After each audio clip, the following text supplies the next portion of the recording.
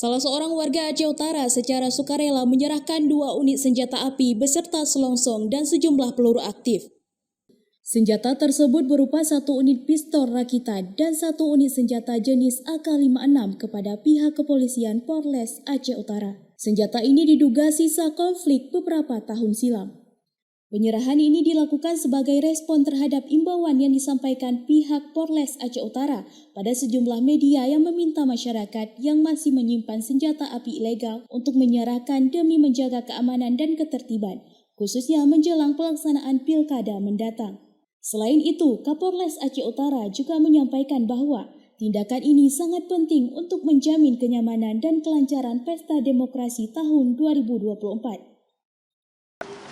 SNP AK-56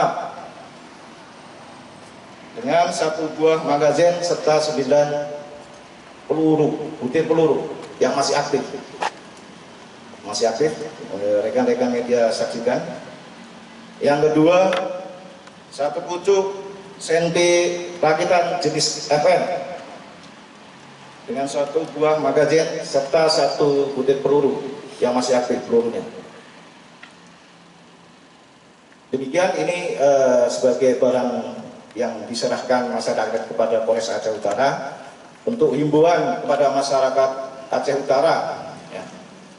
Yang pertama, mari bersama-sama mendukung pelaksanaan kegiatan Pilkada serentak 2024 dan sama-sama menjaga Kamtipmas di wilayah hukum Aceh Utara agar aman, damai, dan kondusif. Upaya pengumpulan senjata ilegal akan terus dilakukan untuk memastikan pilkada dapat berlangsung dengan aman dan damai. Warga yang menyerahkan senjata secara sukarela ini mendapatkan apresiasi serta penghargaan dari pihak kepolisian, serta langkah ini dapat diikuti oleh warga lainnya demi menciptakan situasi kondusif khususnya di Aceh Utara. Dari Aceh Utara, Saiful Bahri melaporkan untuk Puja TV.